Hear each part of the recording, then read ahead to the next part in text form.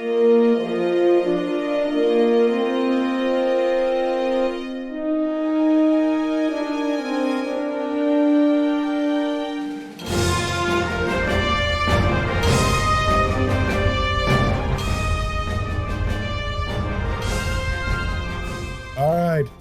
and welcome to the 52nd one-year anniversary show for Continuing Conversations. I'm your host for this session, Jeff Harvey. You can follow me at Studio Tembo and all the other places. There's a link in the link tree in the chat there. I am joined by the incomparable Michael Dismuke and Jim Johnson, the regular hosts of Continuing Conversations. Guys, how are you? I'm doing excellent. Just me and Jim are both besides ourselves that we actually got to episode 52 and it was effortless. So we're really happy to be here today. Well, this show is the effortless part. The hard part is actually making all the products and stuff to get us to talk about them, right? But I can't believe it's been a year. I mean, I don't know where the year went, man. It just flew by. Well, joining us today for this very special occasion are authors Dayton Ward and Scott Pearson. Guys, I haven't met you guys before, but Michael speaks very highly of you, and I love your books. So welcome to the show. Thanks for having us. Yeah. So everybody here is a huge Star Trek fan, and obviously anyone watching the show is also going to be a huge Star Trek fan. What I need to know from everybody is, what is your favorite Star Trek series to date? I mean, for me, I'm a DS9 guy. So Michael, what do you got? Anyone who's been watching me knows I am diehard Voyager fan. It's all about the ladies of Trek for me. It's the Janeway Torres 7 connection that revived my passion for the show. So I'm gonna have to give it to Voyager. Yeah, Voyager's a good show. Jim, what do you got? Like you, I'm a DS9 guy. I think I really appreciated the original series because that's what I grew up on. Next Gen was influential, of course, but I think once DS9 came out, that's the one that really hooked me, just because it was different enough from Next Gen and original series that it expanded the setting in a way that I really appreciated at the time. Awesome. Dayton, you got a lot of Trek under your belt, like obviously the Coda books and everything else. What's your favorite series? If I have to settle on just one, we're talking about favorite. No judgments about who's the best or whatever. I'm Sure. an original series fan. That's the one that I grew up with. That's my Star Trek. But I acknowledge the superiority of other iterations like DS9. So my favorite, the one that I think of when you say the word Star Trek, I think of the original series. That's fair. Scott, what's yours? I'm with Dayton. The original series is always going to be near and dear to my heart. It has a nostalgia for me that will never be matched by any of the other series. It meant so much to me growing up. And so I always go with that nostalgia answer. But then probably right below that is DS9. That's fair. Yeah, the original series is one of those shows that it's so iconic, and it's one of those shows that really brings everyone it's really kind of polarizing, actually. I would say I was going to say it brings everyone together, but it doesn't do that at all. Everyone you either like the original series or you really hate it. On that same token, though, everyone's got their favorite captain. That's the question everybody's going to ask on the Twitch chat anyways. So who's got favorite captain? I mean, favorite series, but favorite captain. Go ahead. You just heard mine, Janeway. Yeah, Janeway, obviously. I mean, I have to admit, Pike's giving her a run for the money right now for me. But overall, Janeway still, I would love. Anson Mount's hair is ridiculous. I absolutely love every second of it. So it gets bigger every episode. Right? Pike's Peak is just growing every day. Yeah. So Jim, who's your favorite captain? Oh man, this is tough because I think I really like Sisko because I think he's the most complete captain character in the franchise. But I think in terms of like my favorite character my favorite captain that I just enjoy watching, I think it's got to be Kirk. Okay. Especially the original series Kirk. Not so much in the later movies. I think like Generations, he was looking a little threadbare, but I think the original series, those 3 seasons, even into the animated series a little bit, I think Kirk had everything going on.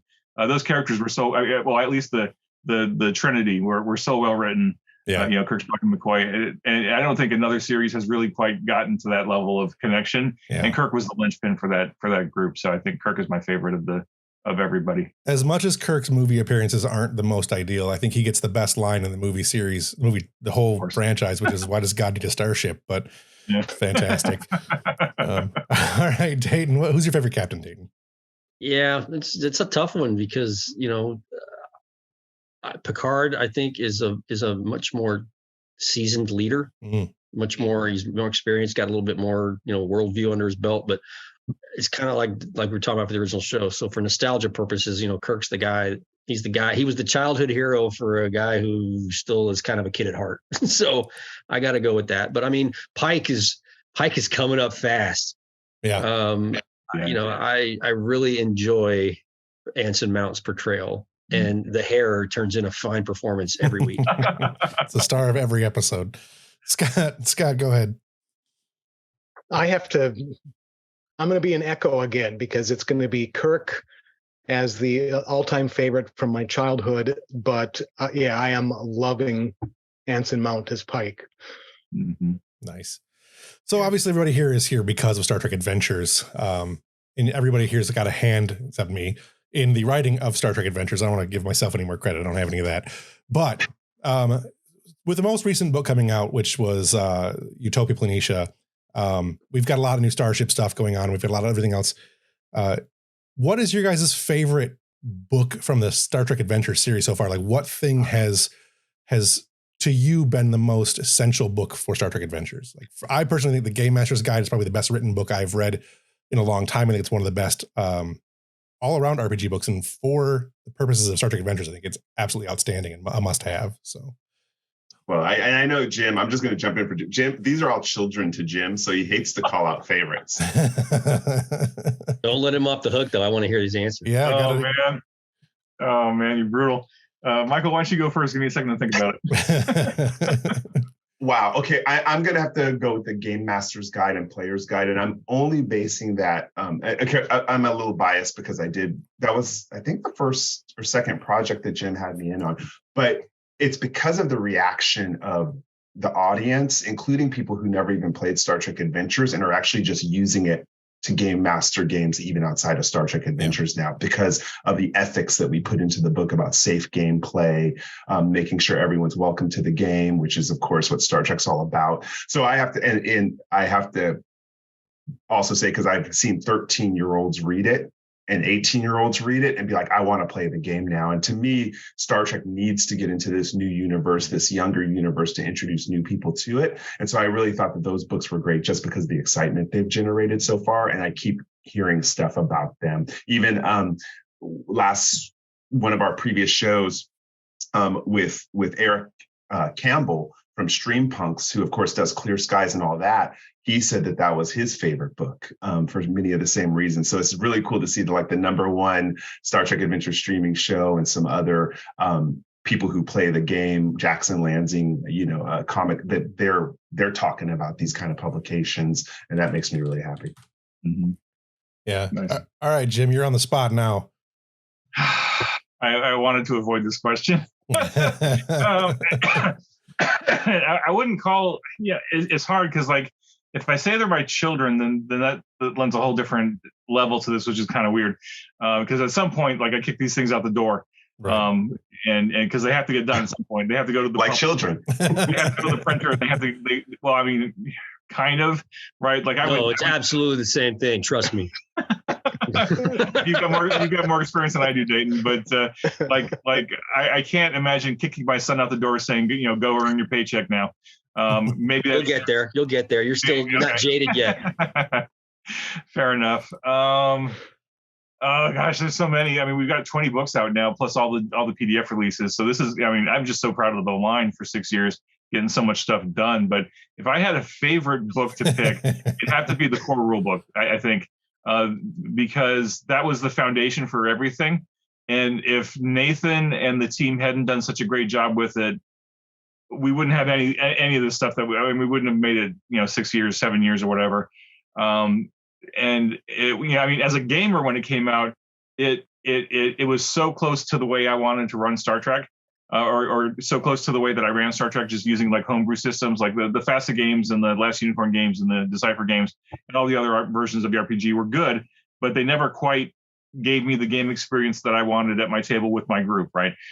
So we always kind of like kit bashed systems, or we just made up our own and just kind of made it work. But when I saw Star Trek Adventures, when we were doing the play test, even before I got in as a freelance writer, I was like, oh, this is like 95% right where I want to be.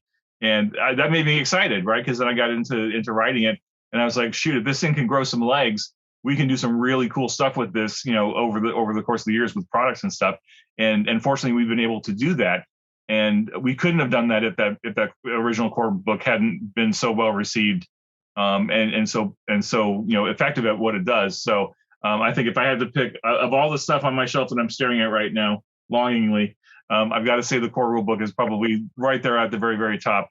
But I've got stories for every one of these books, and I love all of them for different reasons. But I put the core book right at the top.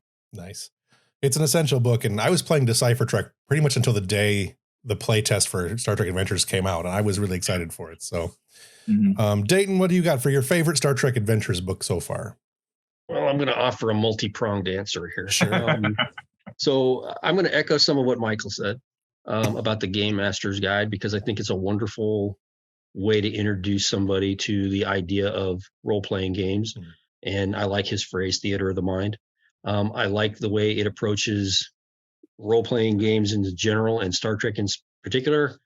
I think it's a great way that shows how to construct a good Star Trek story with all the different things that make a good Star Trek story. But like Jim says, that wouldn't be here if it wasn't for the core rulebook. And that lays down, how we want to play Star Trek and how we want to approach Star Trek and the ethos and all the things that we love about Star Trek. So that's my answer to the masses. But from a personal standpoint, I think my favorite book is the Shackleton book, because I had the greatest level of involvement in that particular release. So it means that it means something more to me personally, because I became very invested in that storyline and what Scott and I were able to put together. So two-pronged answer. Right, which is also an excellent book. Yeah, I want to add on that too, because I recently did a review, because I finished playing through the whole Shackleton Living campaign from the original, but then also the added ones in there. And I counted back, and my group had played 14 of those modules and 2 of the mission briefs. And it's what we talk about. And so that Shackleton book was definitely a great for us, with icing on the cake for finishing our 4th season of a campaign. And what I love about the book is that, this crazy idea that Scott and I came up with, that I think was 4-5 pages. I don't remember what the initial document was, but it blew up, and then everybody else got involved. All the other writers came along, everybody added to it. Players played the game in the living campaign and they added to it. And then, you brought in all the other writers for the book. So it's so much more than what Scott and I were throwing back and forth, trying to come up with something for the living campaign. And I really honestly thought at the time, all right, I came up with a storyline. They're going to use it in the living campaign. They're test driving the rules or refining the rules, and then they're going to move on and do other things. I'm done. I'm not going to do anything else for the game. Little did I know that I would be pulled back into the whole thing. So it was fun to watch so much spring out of that little bit of work that we did, and let others came in and piled on. So from that standpoint, it's very gratifying. Nice. Scott, what's your answer? I was not psychologically prepared for having to choose amongst all my babies for all these questions, but I'm just going to go straight to the Shackleton Expanse. Nice. For many of the same reasons that Dayton said, because this was a much more hands-on experience for me. And, I love Star Trek. I love working on Star Trek. I love working with friends of mine. And so the whole Star Trek Adventures experience has been like all of that stuff rolled into one. And then especially in the Shackleton Expanse, to really get back to some Star Trek storytelling was just a huge challenge and a lot of fun and very rewarding in the end, after Jim helped me through it, because one of the reasons I wanted to do it is because I like to challenge myself as a writer and do stuff I haven't done before. Part of me thinks if I had realized beforehand just how challenging game writing is, I might have chickened out. But luckily, I dove in.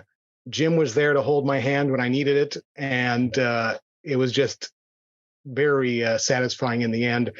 I haven't yet gotten around to watching anyone play the game like online or something, and I know that there have been, but I have seen people tweeting about playing stuff from there, and to know that people are out there having fun playing your scenarios or developing your characters from the species that you created, very, very rewarding.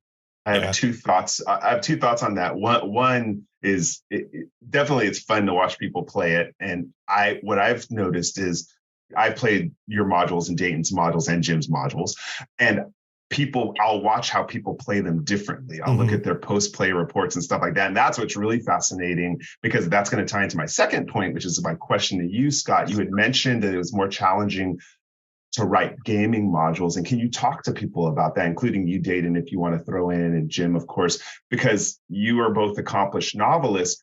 What's the additional challenge of writing a gaming module? I'd like to hear what you say about that. Well, when you're writing straight fiction, you tell the whole story. It's all under your control. You know what the beginning, the middle, the end is, and you're driving the reader to that point. Obviously, when you're doing a role-playing game, you've got to tear out a bunch of stuff that you would normally do to leave in the room for the players to discover their own way.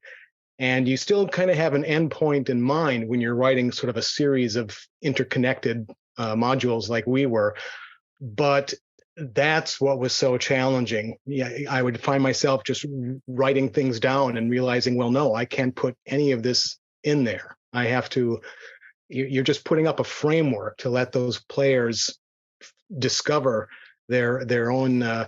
What's the phrase? The theater of the mind. You have to give them the room to find their own play that they're putting on in that theater, and that is incredibly challenging to turn off everything that you're used to doing when you're telling a story, and just saying, no, I'm just hinting at, I'm just kind of, giving really a little thing here or there. Stripping down the narrative. Yeah. Dayton, do you have anything for that? I was going to say, in line with what Scott was saying, it's like, that's as a novelist, my biggest muscle pull was to not go so far. It's like, but at the same time, it's like, well, I'm not just going to throw up an idea and leave everybody hanging, and I don't care how it resolves. In my head, I want to know how to resolve it. I want it to make sense. I want whatever I leave out there, I want it to make sense for the players and the game master to be able to take what we offered and come up with a coherent adventure, or their own thing. It can go any of 100 different directions, but at least one of those is mine in my head, and whether they ever find that endpoint that I had in mind is immaterial. In my head, it has to, whatever I leave there as a springboard has to make sense somewhere down the line, even if I never tell anybody that. Yeah. So that was my, and I jumped over that hurdle earlier on when we were constructing the living campaign stuff. I'm like, I read all this stuff, and then I'm like, Scott, all right, take all that out. It's too much. You're basically telling the player, here's the one line through the choose your own adventure novel, and here, turn these pages only. That's probably the closest analog is here's the thread through the choose your own adventure book. So yeah, that was fighting that muscle memory to not define everything, not close off. No, don't close doors, but leave it for the players to open their own doors, or open doors you didn't even know were there. But yet it all still makes sense coming from your springboard. Yeah. Jim, did you have anything to add to that? You've done, you've done a bunch of modules yourself, so obviously. I was going to say, this is not unique to Scott or Dayton. Like, I think the majority of the writers that I've had on the line, especially who come from the fiction writing world, I think Keith DeCandido and Christopher Bennett both mentioned that it was a challenge to get out of the fiction mindset into the game writing mindset, because you can't you're not writing for characters that right? You're not writing for Kirk or Spock or Janeway or Cisco, and you're not writing for characters that you're making up on your own, right? You have to kind of write the module to, I hate to say archetypes, but you don't know what the players and the game master are bringing to the table. You don't know who their crews are. You don't know what they're going to do with the material and how much of it they're going to use and how much they're going to adapt. And so you got to kind of like be really careful about what you put together. And I've really tried to encourage writers to minimize the amount of dialogue that they write in an adventure, because that's what we do as fiction writers. We're all about dialogue. We're all about the narrative, and we have the characters talking to each other. And so I remember getting a few manuscripts from certain writers or various writers where there was like pages and pages of dialogue. And I was like, well, this is really great dialogue, but I've got to cut all of it because you can't know what the players are going to do or what the game master is going to do. And that's just the difference between fiction writing and game writing. And I've been so excited to see all the stuff that everybody's created over the years, being able to make that transition to that. So that's why I invite you guys back all the time, because it's like you got it, you figured it out, you're doing good, and it's fun. So so to any new writers who are watching, who are curious, like it is a skill set to learn to write game writing versus fiction writing, but it's totally doable.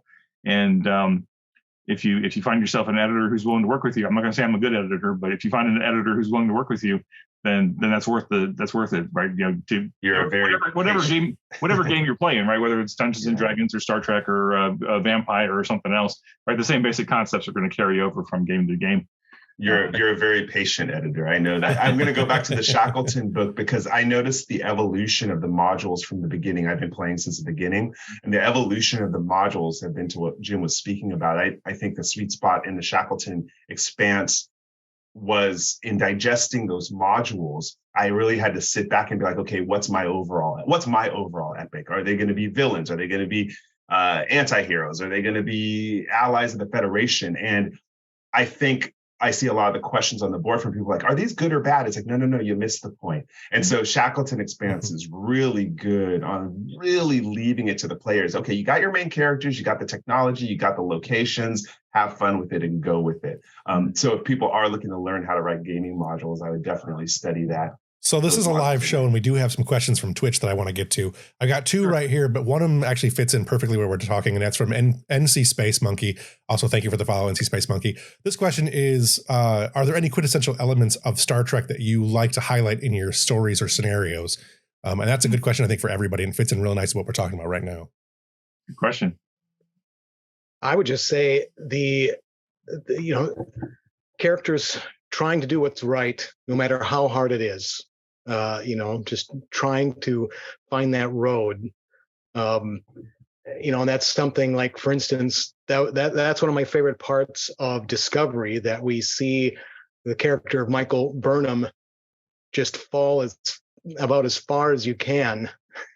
And then so much of the first couple of seasons are her trying to find her way back to the right path and overcoming her past and struggling to do what's right in the face of all sorts of problems.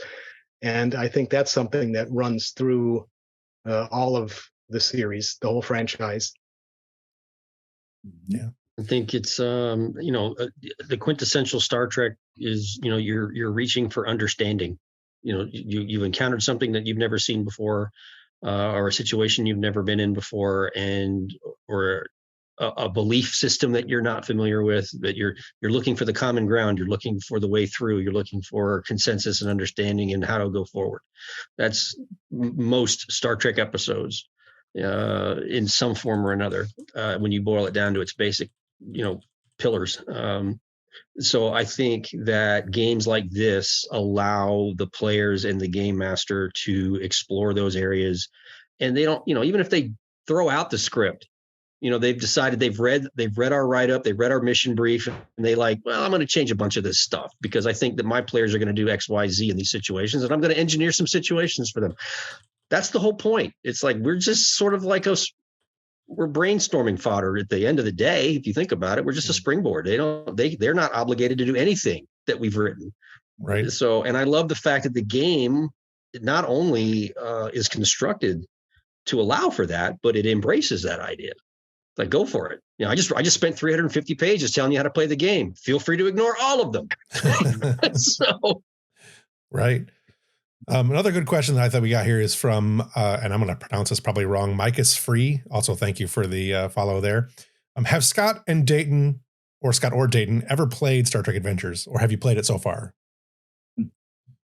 I know Jim and Mike obviously play, and I play. So I've only played it once or twice at a convention, and it was sort of like, yeah, sure, I wrote material for the game, but treat me like please treat me with care, fragile egg over here. Right. I had a lot of fun with it because, again, I played role playing games a lot more when I was younger, so it's not like I'm a complete alien to the idea. But I just loved the fact that the game provides a framework, the game provides a foundation. But it lives and dies on the involvement of the game master and their commitment to making this a fun journey for their players. And I just had a ball. I mean, it could have been the alcohol. That might have been part of it too. But it was That's late usually night. involved. It was like 1 or 2 in the morning when I walked into the room and said, "Yeah, what the hell?" So it's definitely a lot different than the RPGs I played when I was a kid. Of course, there was no alcohol involved back then.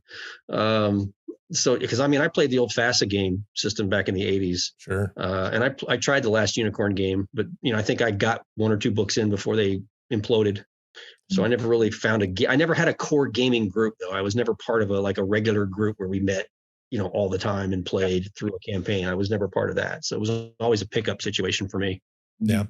They produced one of my absolute favorite books, but go ahead, Scott. Yeah. I actually have not played. Not only have I not played Star Trek Adventures, I never played any of the previous Star Trek role-playing games. It's a strange gap in my Star Trek obsession. I played a couple different fantasy role-playing games in college and had a regular game that I was the game master. But then, I just, for whatever reason, I kind of moved away from role-playing games and never got back to them. So I live entirely vicariously through working on the books. Michael, I feel like to ask. Yeah. Well, no. I'm my brain farting, but didn't you at least do a session 0 with us? He did do it. You were in that session 0. Yeah. You did do a session 0 with us. Yeah. I did do a session 0. I'd forgotten. I forgot that would count. So I did have I dipped my toe. Mm-hmm. Yeah, I created a character and all that. I created a character. Cool. Yep. Yeah. That was and that was a lot of fun. Anytime your schedule opens up, we'll push you into the deep end and we'll get you.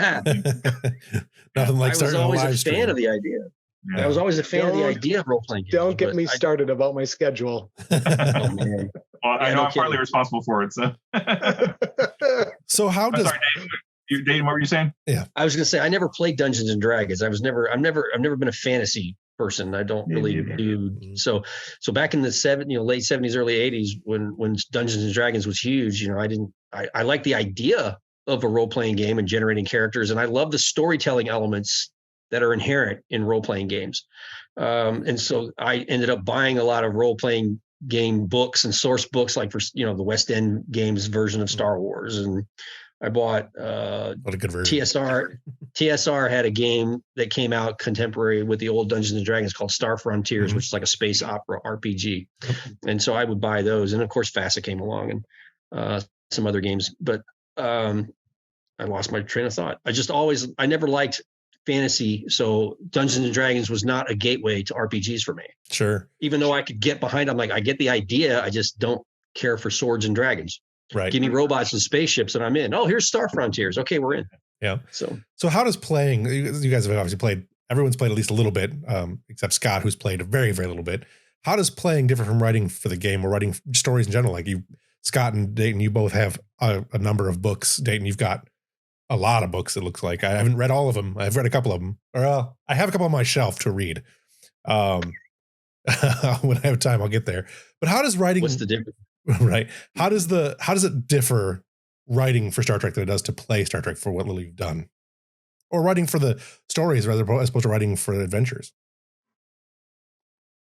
Well, it's I guess it's we sort of answered the first question, the second part. The difference between writing for the game and playing the game? Just writing stories in general. And playing the game, obviously. It's like Scott said earlier, you're in control of all the, you control the board, you control all the pieces, you control how the dice rolls go when you write a story. Versus a game where, you think you've got a handle on it as a player, but the game master throws a monkey wrench at you, or one of your, what's the rating on this show? What's the content rating on this show? PG-13. Yeah. Okay. So I won't go all the way there, but one of the players in your group is always a jerk, and they're going to go do their own thing and screw up everything for the party, right? Right. So you in a book you kill that guy in chapter 2. Some game masters kill them all too. through the campaign. Yeah. Okay. Well, now I have to ask. I've always wanted to ask this question: have you ever used RPG or a randomizer in order to get unstuck in one of your novels to move the story forward? I have written out several possible ways out of a particular thing, and then roll the dice or throw a dart just to see what would happen. I would idea jam it. I'd be like, okay, what happens if I go this direction? What happens if I go that direction? And it's like, well, that doesn't work at all. That sucked. What was I thinking when I did that?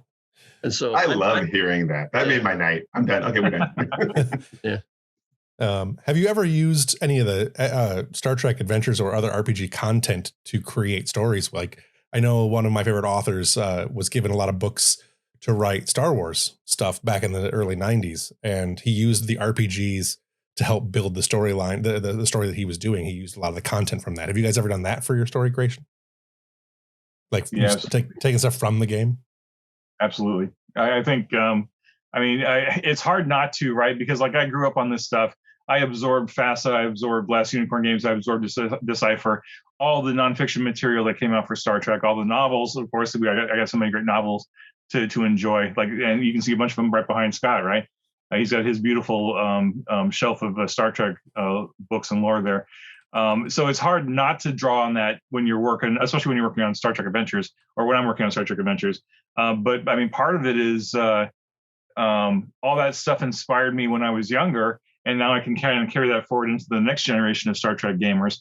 But there's also kind of, I don't know if this sounds weird or not, but there's also kind of, I feel like there's an obligation to pay homage to the folks that have come before, and to show that we're standing on the shoulders of giants, as it were, right? We're paying it forward to the next generation by acknowledging the folks that have come before, like the great stuff that John Ford wrote for Klingons, and all the great stuff that's in the Fossil books and the Last Unicorn. Like, there's just great nuggets of material in there, even though sometimes they would maybe occasionally go far afield of canon and would need to be kind of brought back a little closer to the fold. There's still some great material in there. And we dropped, one of my favorite things to do about working on this game, whether I was just a writer or I'm actually in charge of it, is dropping in Easter eggs to all the great stuff that has come before, like all the novels, the comic books, the video games, all the different gaming stuff.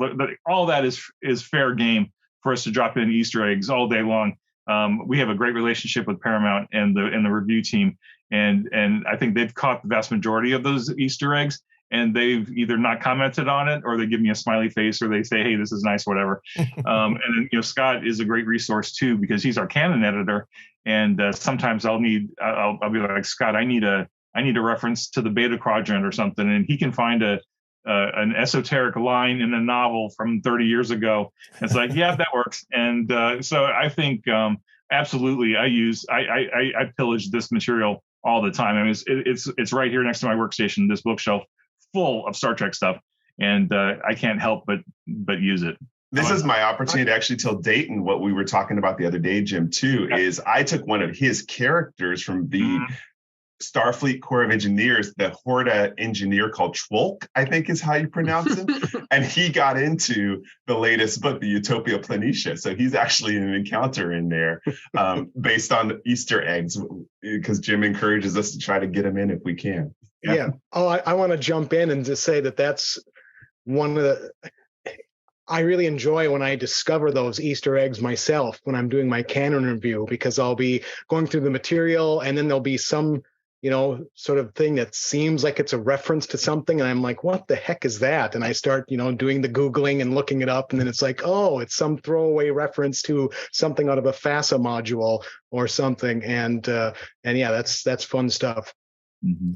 I've done that. I've used more so the older stuff like the FASA and Last Unicorn and other references. I've sprinkled Easter eggs throughout the different books, and I know I used the Klingon material for when I was doing the Klingon travel guide, because I was pulling from everywhere, and a lot of people caught some of the really small, oblique references. They're like, I see what you did there. Mm-hmm. So yeah, it's always fun. And I love the older material as much as I love the stuff that's coming out now. Like, one of my favorite reference books ever is the old Spaceflight Chronology book that came out around the time of the first movie. And, it's long since been overridden and run over by canon, but I'll flip through that, because the way that book is constructed, with all the history excerpts and the anecdotes and the personal letters and the diary entries and all that stuff, it's good idea fodder, you know. To Jeff's original question too, what is it going to take to get Shackleton Expanse and the characters that were created somehow into canon? We'll figure something out. I mean, Lower I've Decks looked is for going to ways do it. I was going to say, if anybody does anything like that, it'll be Lower Decks. If an opportunity to reference the Shackleton Expanse presents itself in a novel, I will definitely do that. Nice. I can't believe I haven't done it already.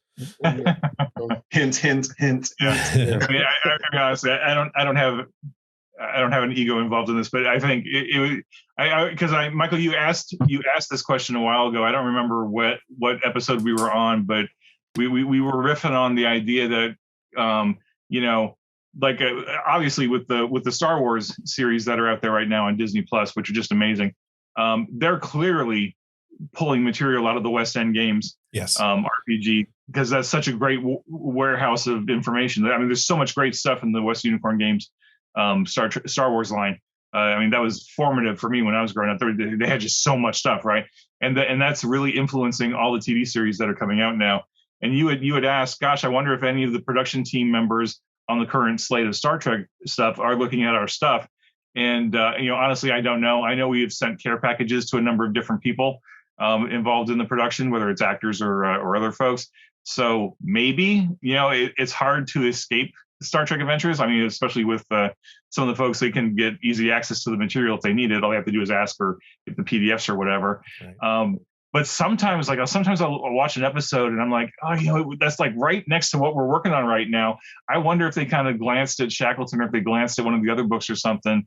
And I'm just waiting for the day when Lower Decks or Prodigy just throws a throwaway line in there about the Shackleton Expanse. My mind would explode, because the Shackleton Expanse is such a iconic for us.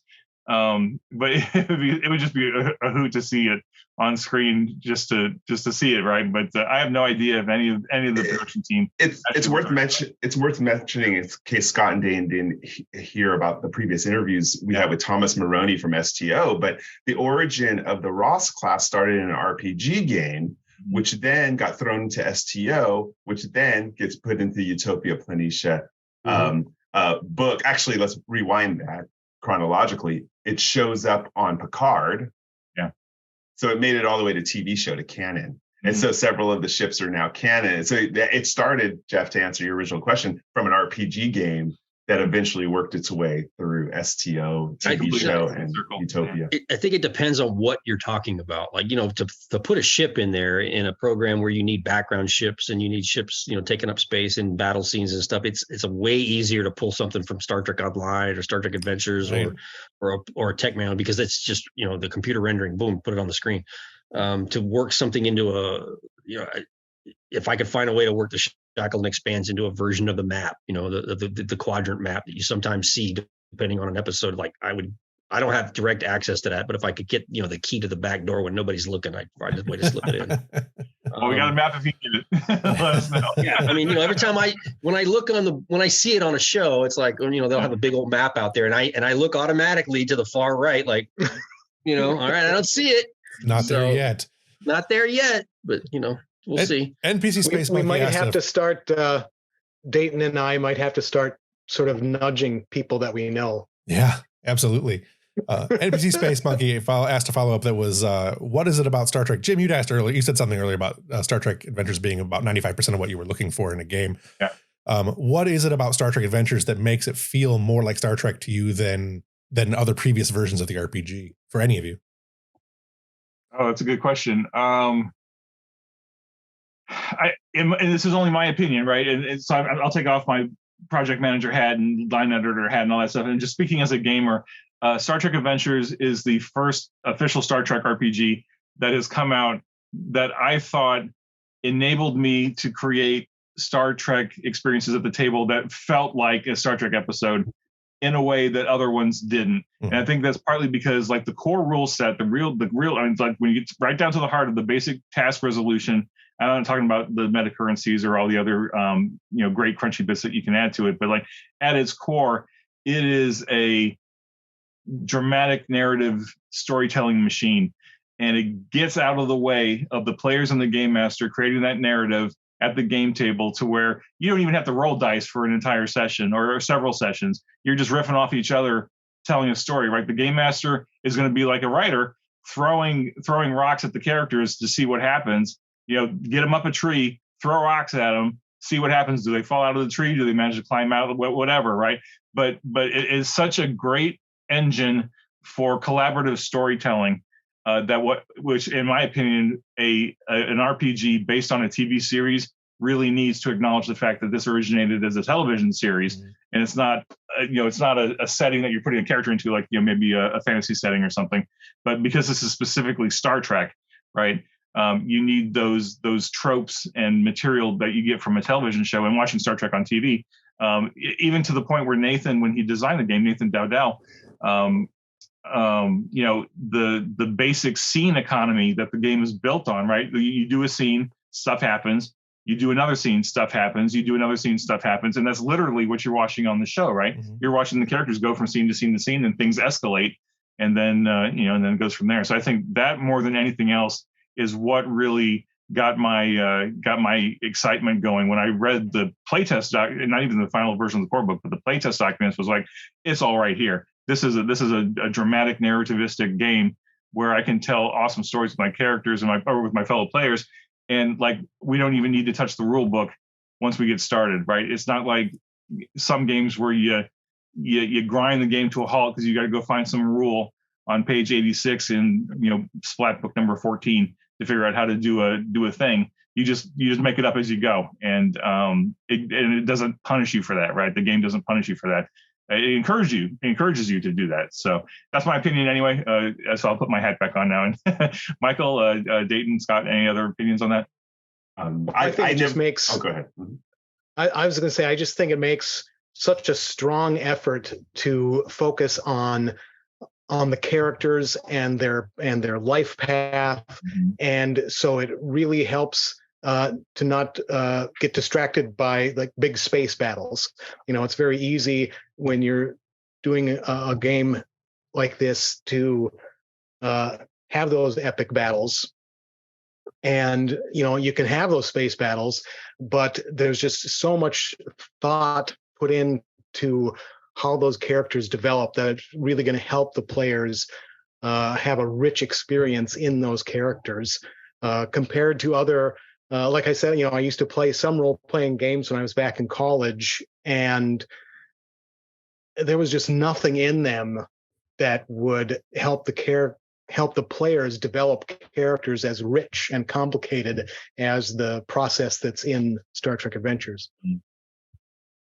Yeah. I think that Star Trek Adventures benefits from the fact that, like I'll use the FASA game as an example. The FASA game was written in an era where Star Trek was the original series. Yeah. And it's the first few films.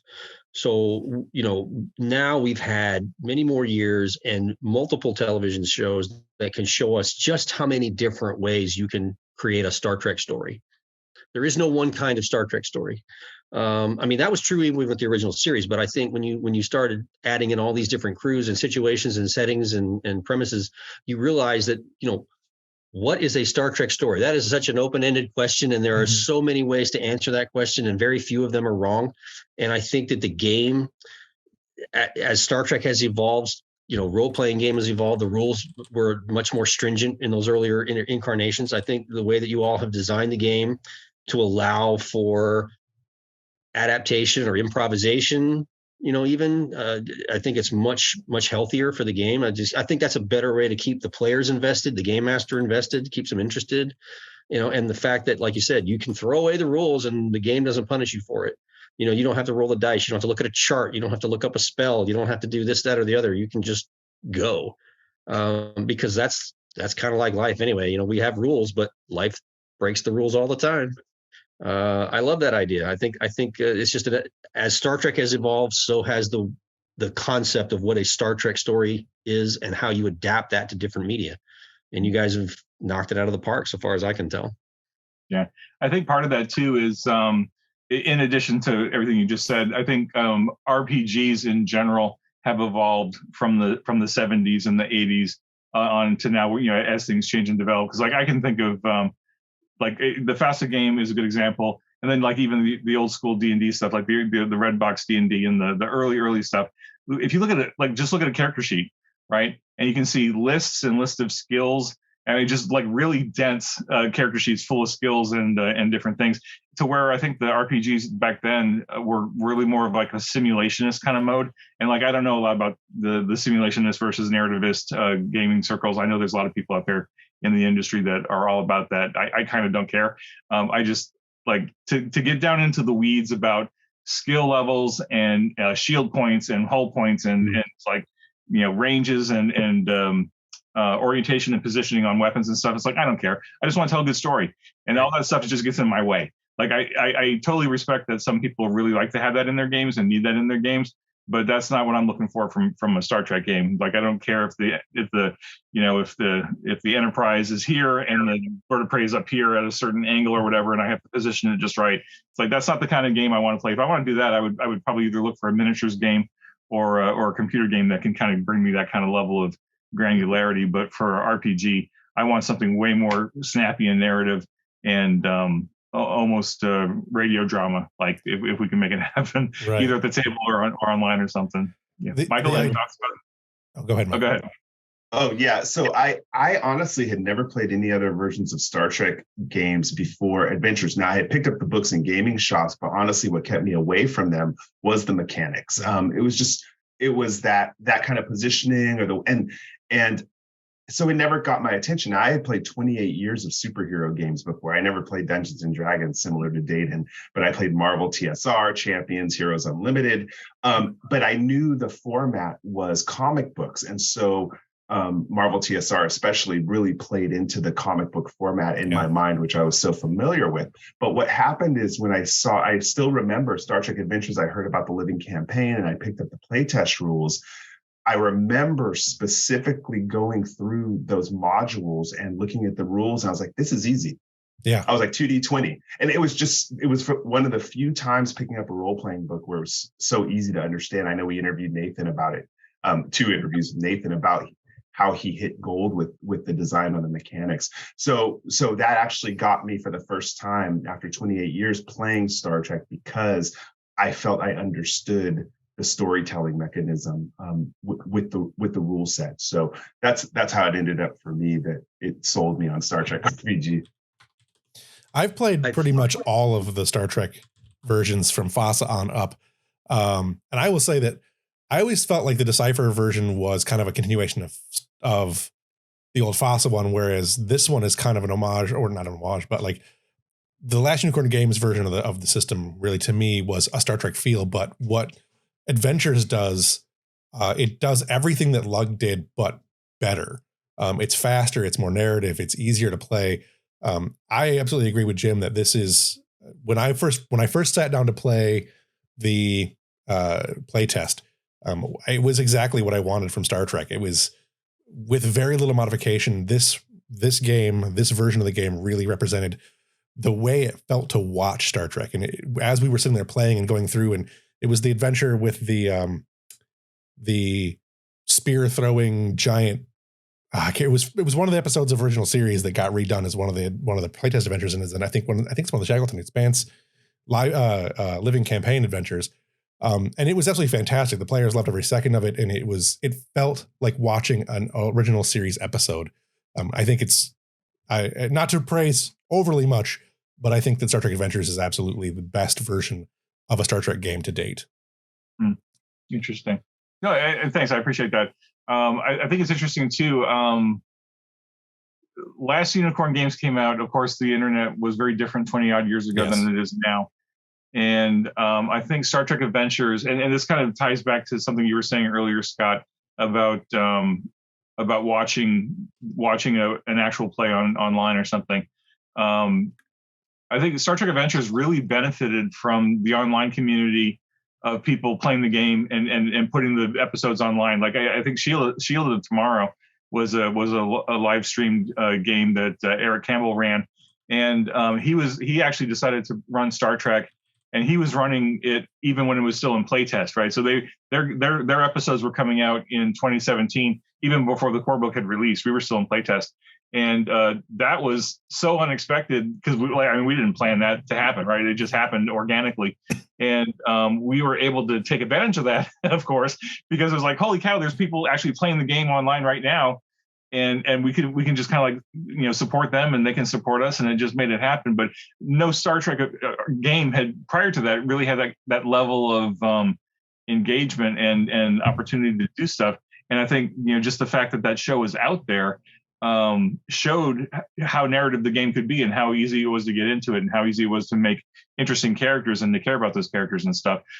So Scott, I know we referenced it earlier. If you have an opportunity, like if you have a spare hour one night or something and you just want to wind down with a glass of wine or something, hit YouTube and look up Star Trek Adventures, one of your adventures or somebody else's adventures, because it is a singularly amazing experience to sit there and watch somebody run a thing that you wrote. And the only thing I'll say to that is, like, one night, it was a couple years ago, I think I was in the throes of editing the Klingon core book or something. I just needed a break and I needed to just kind of like veg out for a bit. And I stumbled, of course, YouTube being a rabbit hole. I went down the rabbit hole and I found a group in that someone had recorded one of the adventures I wrote for the Living campaign, Convoy 113 or something, and this group was in Germany, right? And it was like 6 men and women around a table, clearly playing Star Trek Adventures because they had the core books and they had the screen and they had the dice and everything else. And the title of it was, we're playing Convoy 113 because I was in English, but everything else was in German, right? So I didn't understand a word that they were saying, but it was clear that they were having a great time playing Star Trek, doing the thing. They had little maps and they had, the LCARS layout on their stream and whatever. But it was just so neat to be able to watch somebody, and like I knew that I had written that thing, but like even though I couldn't understand their language, they were still having a great time. It's just so gratifying to know not just Star Trek. Obviously, we know Star Trek has a global reach, but this game has found a way to get out there to Australia and Germany and China and Japan and like all these places around the world that I would never even have imagined it happening. And we get feedback from people all the time. And like even Michael, you told me not too long ago that your blog, right, Continuing Missions, was such a boon to us too. But you are able to look at the whatever, the internet logs, whatever, and you can viewership. Yeah, I mean, analytics. You can see where all your links are coming from, like all around the world and stuff, which was amazing. You sent me those statistics, and I just couldn't believe it. Like, I think the number of countries that you have coming to the website. Yeah, I think one of the things that makes it more memorable too, I'm going to just risk to say for those of you writing the modules, Scott, Dayton, Jim, is it's different to have someone read your Star Trek novel, but for them to actually play through your ideas. I mean, we go back 5 years playing the modules and we still talk about them today because the conceptual ideas have carried. And sometimes, I read a lot of novels, so I don't honestly, someone will say, did you read this? It's like, yeah, but I think, because I was reading it. I wasn't participating in it the same way as an RPG module. Mm-hmm. So to put a spin on what Jim just described, I found out, and I don't know how it happened, it came across my radar, but a group of players, their game master had taken one of my novels and adapted it as a campaign or a module for the game. And, they changed things around, whatever, they did whatever, but I just like, okay, that's kind of mind blowing. And it was an unofficial fan thing. I don't, and I'm just like, I kind of want to read what they wrote and what they put together because it's fascinating that first of all, thank you. I'm very flattered that you thought my story was worthy enough to be an RPG scenario. I'd really like to see what you did with it. I'm not worried about it. It was kind of a neat, I never expected that. That came out of left field. I'm like, okay, that's cool. Do you mind saying what book it was? Yeah, it was an original series book that came out a couple years ago called Agents of Influence. And the idea is that the Enterprise is sent to look for a missing starship that was supposed to be engaged in a rescue operation. And the ship has gone missing in this asteroid field, and eventually they find it, and basically the ship had to separate its saucer and crash land on a giant asteroid. And the Klingons want it, we looking for it, there's spies, there's all kinds of stuff. So there's in hindsight, obviously, yeah, okay, any novel is a good potential setting for an RPG scenario, but they chose that one out of all the Star Trek novels that are out there. That's the one the guy picked, and I'm like, well, okay, we're gonna try to look. We're gonna try to look. If I can find this guy, I would love to get a copy of his write up. I'm like, I just want to see what you did. I don't, it's your thing, go for it. But it kind of emphasizes where we go back to. It's like the game is a great idea spring, great brainstorm, trigger, and then you go afield any way you want. I'm like, okay, do that with one of my books. Do that with all the books. I don't care. I'm making my quest now to find that person. We have the highest viewership of any blog about Star Trek adventures. So I'm going to try to find that person and get it posted on Continuing Missions. I'll let you know. Nice. I'm curious. Okay. I mean, there's, I think Jim and I have talked about the idea that maybe some of the books could be adapted that way, into a RPG mission or something, but I don't know. I mean, there's a lot that has to go on before you can cross the streams, so to speak. Right. Kind of in the same vein that Modiphius and IDW have done, where they've managed to create companion publications for the game that are based on comic storylines. Right. Like there's the Year 5, and what else? What's the other one? Aren't you guys doing another one based on one of the comics, Jim? No, just Year 5 so far. Year 5. Yeah, we had a great conversation with Jody Hauser and Jackson Lansing a few weeks ago, and he certainly dropped the seeds because he gave us a teaser about the new series that just came out. Yeah. And he got the ideas percolating about us maybe collaborating again, but it's just too new. Literally it just came out, right? Oh, they're still trying to figure it all out. They just had a brainstorming or writer retreat just a couple of weeks ago where they brainstormed the second story arc for that ongoing, for the companion series. So they're hard at work on that kind of thing, but they know what they're doing. But I would love, to see give me time. I'll create a list of all the books I think make awesome ideas for, and they're not all mine. There might be a couple, but, and if you do, but it's, I think there's just a lot of great Star Trek material that just didn't happen to be a TV show. Yeah. Yeah. There's 55 years worth of comics and games and books and, you name it. There's all kinds of stuff, and it's just sitting there. Yeah. And it's all there. I'll tell you, Dayton, I don't know how often you keep an eye on like the Star Trek Adventures social feeds, but one of the more common, I don't know if it's a request or just a statement, like a lot of fans would love to see some sort of support for like a Vanguard series or a Vanguard supplement. And my suggestion to you right now Typhon Pact is the other one. My suggestion to you is when we're done here, is to send David Mackham email and see about you guys have a dialogue, because I would love to see Vanguard realized in some other form, but it can't happen without Dave. Yeah. Dave is the man when it comes to Vanguard. I mean, it's got to start with Dave. If he wants to drag one or two of us in here, I think he'd be immensely flattered with the idea that you would want to do that, and he would probably want to be involved because that's one of his babies. Sure. He just happened to tap Kevin and me to come along for the ride, and we got to help out. But it all started with him and Marco Palmieri. So the Typhon Pact is another idea that lends itself to this kind of thing. Honestly, Coda, I got to say Coda too. Don't count, to be a David Mack and yourself, but Coda itself too, because so many of the characters are in the packs already, Jim, that kind of star in there. And it's that one really can go in any direction, that whole story. I won't give any spoilers for those who haven't read it yet. Yeah, I mean, I'm sure that I think anybody, that's committed enough to the idea can translate a story from one medium into the game. Right. And there's just a lot of good, I mean, stuff that, is escaping our attention right now. But if you start to sit down and like go through the roster of novels and comics, you're like, oh, holy crap, that's a great one. I've never thought about that one. So, I've adapted some of the older ones.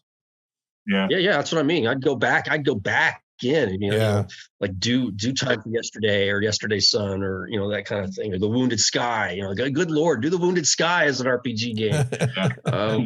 Yeah, I mean, the great thing about Star Trek, anyway, it's the blessing and the curse, right? The blessing is that we have 56 years of stuff that we can draw on, right? We got novels, comic books, games. I mean, there's just so much Star Trek out there that we can pull in this and create in some format. But that's the curse too, right? Is because there is so much stuff.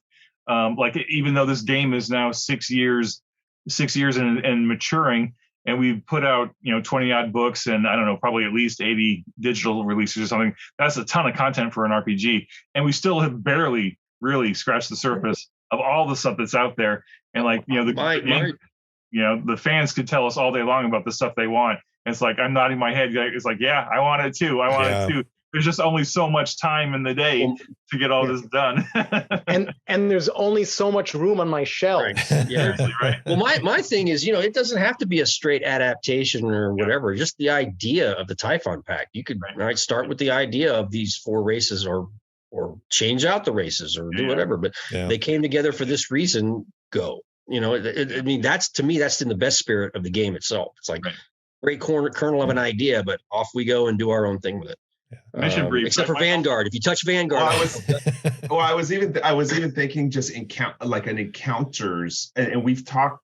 I've seen it batted around about just the big book of encounters, and if they had a thematic base from the novels or the comics, that would actually be really interesting. I think I'm into cross-pollination. Marketing is kind of my background, so I love it when one medium drags you to another medium. Like I always tell people, okay, you don't like the original series, I understand that, but start watching the modern series, and you're going to end up going back and watching the original series. Yeah. So I'm all about that cross-pollination. I've got a lot of friends now who are people that I work with who are much younger, and they all talk about Star Trek like they want to get into it. They've never watched Star Trek, so they've been asking me, as someone who has been watching Star Trek for an uncomfortably long time, what to start with. And I get a lot of people started with like season 3 of Next Gen, and like if you like this, then go back and watch this, and then this, and then this, and you can get a lot from all that. And which leads me to a question that I wanted to ask. One of the last questions I want to get to is, what does Star Trek mean to you? Like, obviously we have the games, we have the books, we have all these things, but what does it mean? What does Star Trek mean to you?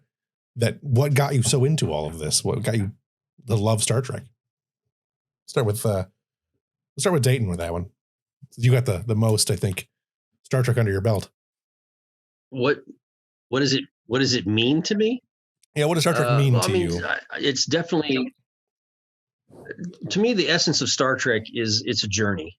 And it's, the basic idea that I try to apply as far as what is Star Trek, what is it supposed to be doing? It's like, it's about us, it's about our journey and how we better ourselves. So it's, we were better than we were, and we can be better than we are, and how we get there. That's where all the cool stories are told. So it's not, that's to me is what is the essence of any good Star Trek story, or the ethos of Star Trek.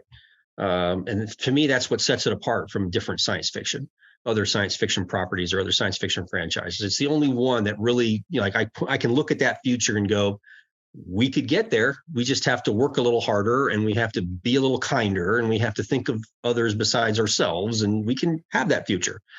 It's the only one that leaves me with that overall idea or that overall feeling. Yeah. Scott, you've got a lot of, the canon of Star Trek. So what does Star Trek mean to you?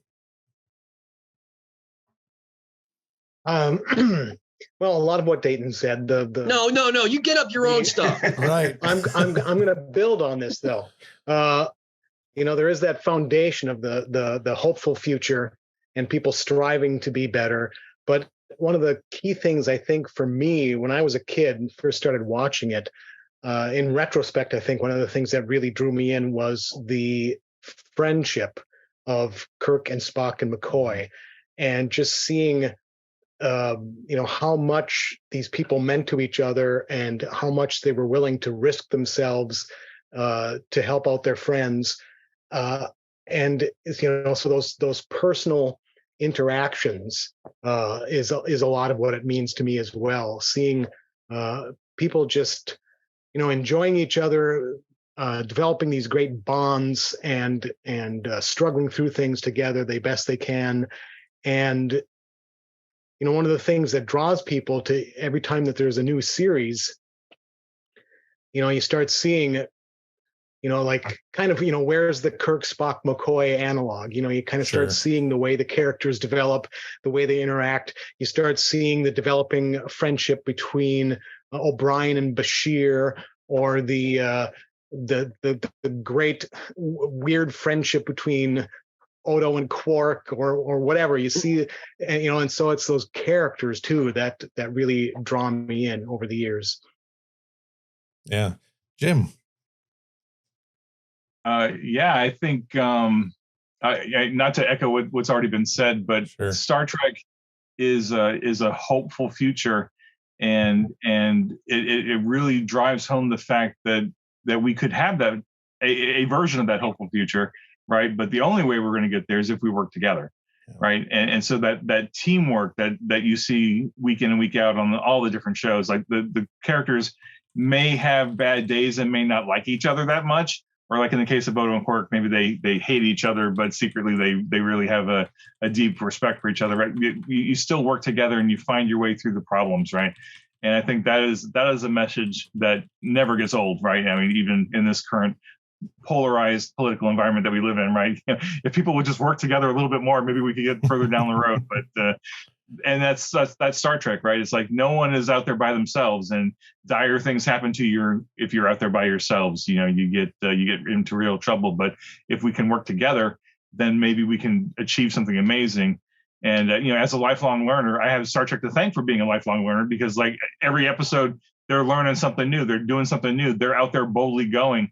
They're not sitting on their butts waiting for something to happen, right? They're out there actively doing it. And that's inspiring, man. That's inspiring to see people who are out there exploring the cosmos, not for money, not for some great glory or whatever, but just to make humanity, or I mean, not humanity, but like the Federation or the Klingons or whoever, right? Just to make it a little bit better, just by learning something new and different, and then applying that and then advancing forward. And that's super inspiring for me personally. Yeah. Michael, how about you? Yeah, everything they said, I think I'll also add this, is that the fact that you can have in this day and age, a TV show, novels, comics, and RPG gaming where you don't have to glorify sex, you don't have gratuitous violence, you don't need offensive vulgarity, and you can still have epic storytelling, because I think a lot of writers are lazy, in my opinion. I think they fall back on those for shock value and to get people in. But these modules, in the case, since we're talking Star Trek Adventures, and again, it's emulating the TV show and the novels and comics, they show that there's more to humanity than those three things, that humanity can have this glorious outlook and you don't need those. In fact, we said it before in a previous show, it's like, can you actually picture a world without violence? Some people can't. But if you want to live in the Star Trek universe, you pretty much need to. Yeah. Can you picture a world without prejudice and bias? If you can't, then you're not ready for that future. And it has to start now. And to me, I'm just thrilled that I can even be part of playing and making a game, and part of a universe where I can play with anybody who walks in my house, young, old, background, culture, and it's inclusive. And literally everyone walks away feeling good. I challenge writers to do that. It's a challenge. And to me, I try to put that into everything I do to prove that it can be done. Now, maybe it's not going to be the most popular, but that just shows the state of the world. So what's do you see as the future of Star Trek, both in terms of the show, well, not just both, but in terms of the show, the books, the comics, the game? Where do we see Star Trek going? Where do we want to see Star Trek going? That's a good question. Jim, where do you see the game going? I mean, that's a kind of a loaded question. It's a lot of questions. Oh, the game. Well, that's Jim. Oh, Jim. Well, we'll start with the game. Jim, I was going to say my last comment covered it. My last comment covered that answer. I think Michael's got it covered. So. Yeah. I mean, I like the direction they're going. I think it was bold of them to diversify the franchise as much as they have, right? Mm-hmm. To go into Lower Decks and Prodigy and Discovery and Picard. and even Strange New Worlds. Like those 5 series are really different from each other tonally and visually, right? Yeah. But they're all still Star Trek, right? At some varying level of Star Trek-ness, however you define that. They're all on the spectrum, the Star Trek spectrum, as it were. And I love, like, I may not love every episode and I may not love every series the same way. And but it's all still Star Trek. And like this is like nirvana for Star Trek, because like we didn't have this even in the late 80s, early 90s, when we had, you know, Next Gen, DS9, and Voyager, and all the movies coming out at the same time. Like that was pretty awesome. Plus, there was a creation convention like literally every weekend somewhere in America, right, that you could go to. There's just so much Star Trek, but now there's so much more Star Trek. I just want to see them continue to push the boundaries of bigger stories, you know, more interesting stories. I would love to see them get even more diverse with their casting and their characters. I think being not on network television could help them a lot. But I think we're overdue for certain, not to say demographics, but I think there are certain types of characters that we have not seen on Star Trek yet that I think we are long in this modern, you know, 21st century, we're long overdue to see on screen in a real honest fashion. I think we're getting there, but we're not there, right? And some of us are impatient to see that. So yeah, I think they're doing great, and I just want more. Like I'm okay with Paramount Plus becoming the Star Trek channel 24/7, right? Give me that, and you know, get the licensing stuff worked out, and put Star Trek on there all day, every day, right? And keep adding more new great stuff, and keep production values high, keep the ethos alive. And keep it going. I'll talk about the game later, but I just want to get others' opinions on where you want to see Star Trek going. I think you know, I like the way that Star Trek works to evolve, you know, in step with how we consume our entertainment. So, you know, the original sets of episodes, you know, they're much more episodic, and that was how TV was done. And people have become more sophisticated in their viewing habits, and they changed up how they watch TV. They don't watch TV shows, you know, 1 hour a week. They wait 5 or 6 weeks and then binge it all, or you know, it's released on the same day, so you watch it all. And you know, there's no, like I said earlier, there's no one way to tell a Star Trek story. So as long as it's adapting for the format and the presentation, but still keeping its moral center, what makes Star Trek unique from other storytelling platforms, I think we're going to be fine.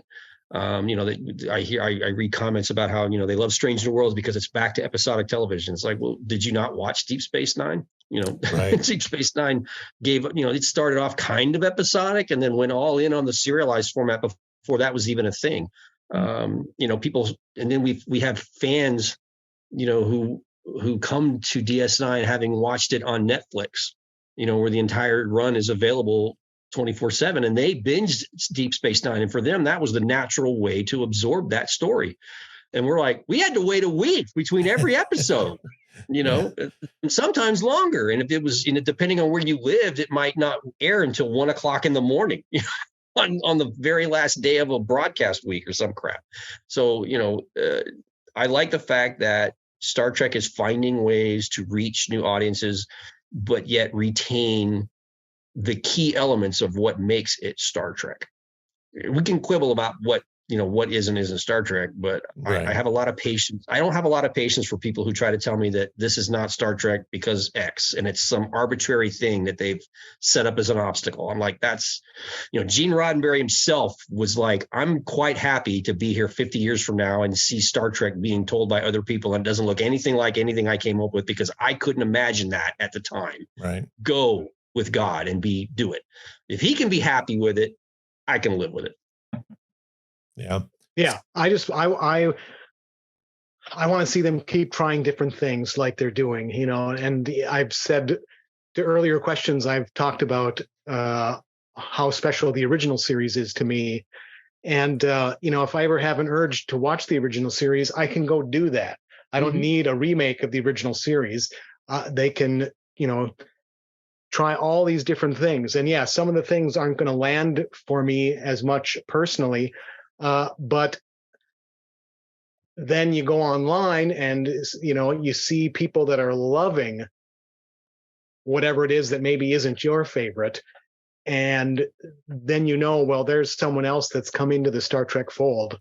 Mm-hmm. And so I just, want to keep seeing them do different things, so trying something as different as Lower Decks or Prodigy and Discovery, so wildly different. But like Dayton says, it's all still Star Trek, and it's just going to bring in new audiences.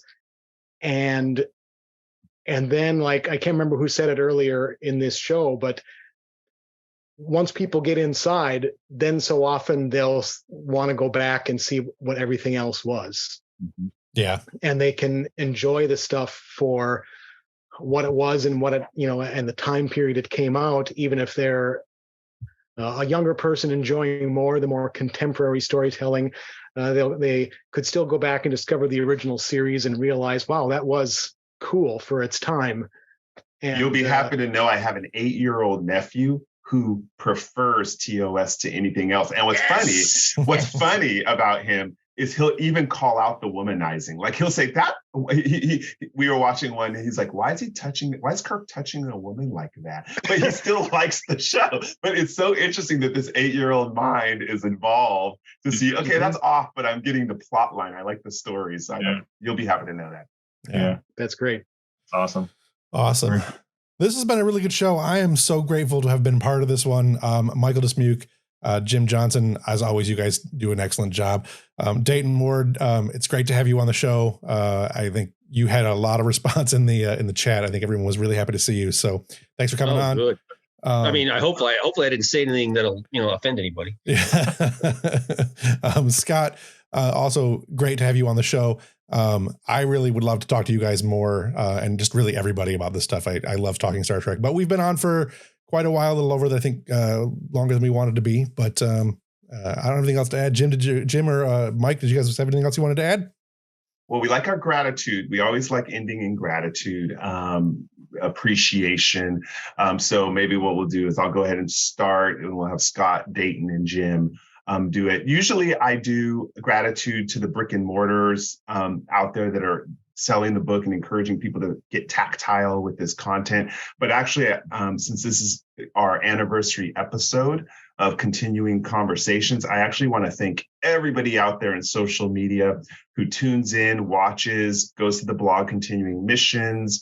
I really want to appreciate the fans who submit stuff, because as Jim says, they produce way faster than we can with licensing and all that stuff. And I've never seen it before where they create something and then eventually Modiphius has time to catch up and do it. And then they love that too. They don't hate on it. So best fan base I've ever seen in any RPG. So my thank you is actually going out to all of them today. Scott?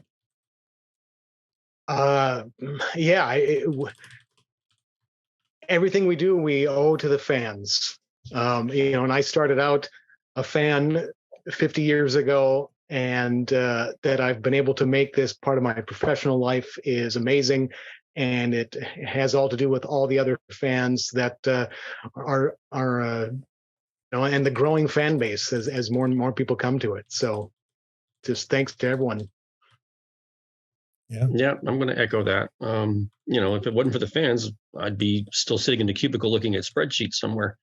So I'm definitely gratitude for the people who read our books and the people who play the games and respond to what we do. And then they take our ideas and they spin them off into their own stories. I mean, that's about as flattering as it gets right there.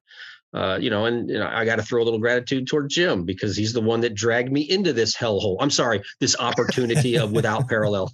If it hadn't been for him, I would have never stepped foot into writing for the game, or most likely would not have. So I'm grateful to Jim for inviting me along for the ride. Yeah. Oh, right back at you. I mean, I first I'll just say I'm grateful to all the writers who I tried to pull in, and they all agreed to it. Like, Dayton, Scott, Christopher, Keith, Michael, everybody else. Like, to be able to have pulled on some of the professional and friendships I've made over the years, and that you all were willing to come along for the ride was just super encouraging. And like you said at the very top of the show, Scott, to be able to do this with friends has been so rewarding over the last 6 years. there's just no comparison. Right on top of thanking all of you for being along for it, though. Again, it's got to be the fans, right? I've got my core book here, and this thing is so battered and torn from 6 years of heavy daily use. I've had to tape it up a couple times, but the first 3 years I was involved in the game, I went to Gen Con, right? I made it a point of going to Gen Con to get connection with the fans, and I made sure that every fan who came up to the booth signed my book. Like I didn't sure, it's great to sign their books because that's always the polite thing to do, but I wanted them to sign my book. I wanted to give the fans an opportunity to be the superstar for a moment and sign the book. So I've got a ton of gold and silver Sharpie signatures in here, a lot of which I can no longer read because I don't know who it was, but it is so gratifying to see the fan love and support, and I want to treasure this thing for as long as I can until it falls apart completely. But I cannot thank the fans often enough. I do it every show. I thank the fans, but without the fans, Star Trek wouldn't even be around anymore, right? If the Trimbles hadn't done that campaign at the very beginning to keep Star Trek going on a little longer, and then all the fanzines and just that whole fan base that was created in the 60s and 70s, we have grown and built on that. And every single series that comes out, every new series that comes out, the table gets a little bigger, right? There's new fans coming in every single time. And I am aware of that because now as the being in charge of this crazy thing, I see that there's a whole new generation of Star Trek fans, Star Trek gamers who want to get into the game, and that's influencing some of the new products that we're thinking about because we're rejiggering who is our target audience now? Is it the old gray beards like me who grew up with Star Trek from the 60s and 70s, or is it the new generation of folks who are growing up on Lower Decks and Prodigy? Yeah, and so forth. So there's multiple generations now that we need to service for that. I told Jim I represent the gamers with a 6-pack. We're a growing group. We're a growing group. Yeah, and then you got the kids too, right? So there's just so many opportunities to grow that table a little bit bigger, not just for the game, but for Star Trek as a whole. So it's just a really cool ride, and we wouldn't be here without the fans. So thank you to all the fans, absolutely. But I would also not be doing service if I didn't also say, as the co-host of this show, thank you to literally everybody who is willing to come onto the show and spend an hour or more with us talking about Star Trek, talking about the game, talking about their experiences and stuff, because this Star Trek family is super, super awesome. And every time I meet somebody new, they have a Rolodex of stuff, and they introduce me to more people and more people and more people. It's now I know all these people in the Star Trek world, and it's so cool because it's I get to be a fanboy too. I can be a fanboy. It's okay. So anyway, I'll stop because I could go on all night about this. But yeah, thanks to the fans, far primary, absolutely. I definitely want to thank the fans. Jeff. Also, Jeff. I didn't want to miss thanking you because you edited and produced the show faithfully. This is a labor of love for all of us. This show, and so really appreciate all the work you do for us. I want to thank obviously all the fans too. This show has been going on for quite a while now. This is 1 year for this show, episode number 52. Although it's airing slightly out of order, the live is slightly out of order, but I started STA Engage with just the idea of having a fun way to talk about the game and get more people into the game and things like that. And when I couldn't do it anymore, Michael and Jim, you guys took over, and I think that's absolutely fantastic. The show has gone on for as long as it has. I'm so grateful to be part of it. Even now, Michael and Jim, you guys let me continue to do the editing and stuff, so I really appreciate that. I like doing it, so it's fun. And I'm really grateful to be on the episode here today, especially with everybody that we've got. And I thought this was a good episode. I thought the people that on Twitch seemed to really enjoy it. And I think, that's what I got. So, all right. Awesome. Anybody else have anything they want to add? If not, we can step away. The last thing I should add is, also, specifically for the game, huge thanks to Nathan Dowdell, who developed the 2D20 system and the Star Trek Adventures game itself. And also thanks to Chris Birch, president and CEO of Modifius, for even, attempting to get the license for Star Trek Adventures, because, 7 years ago, nobody had the license. It just, after Decipher collapsed, nobody picked it up. And he saw something in it and picked it up and went on from there. So thanks to Chris and to Nathan and to Modifius as a whole for at least this iteration of the game. So I want to make sure that they get their shout out. Yeah. If you want to check out past episodes of the show, you can absolutely do so on YouTube. The show is available at YouTube/Studio Tembo. You can also check it out on Podbean and anywhere that fine podcasts are given away absolutely free. Yeah, go back and check us all out. I've got a link in the show notes. There'll also be a link in the chat for those of you watching this on Twitch. You can find all the stuff there in my link tree. It's linktree/Studio Tembo. Everything is in there. Again, I want to thank everybody for coming on the show. Michael, Jim, Dayton, Scott, thank you guys all for being here. And with that, I guess live long and prosper. That's it. IDIC. No. It's live blog and proper. Yeah, that's the new one. Good one. Be safe. Be well, everybody. Talk to you next time. Have a good night. See ya.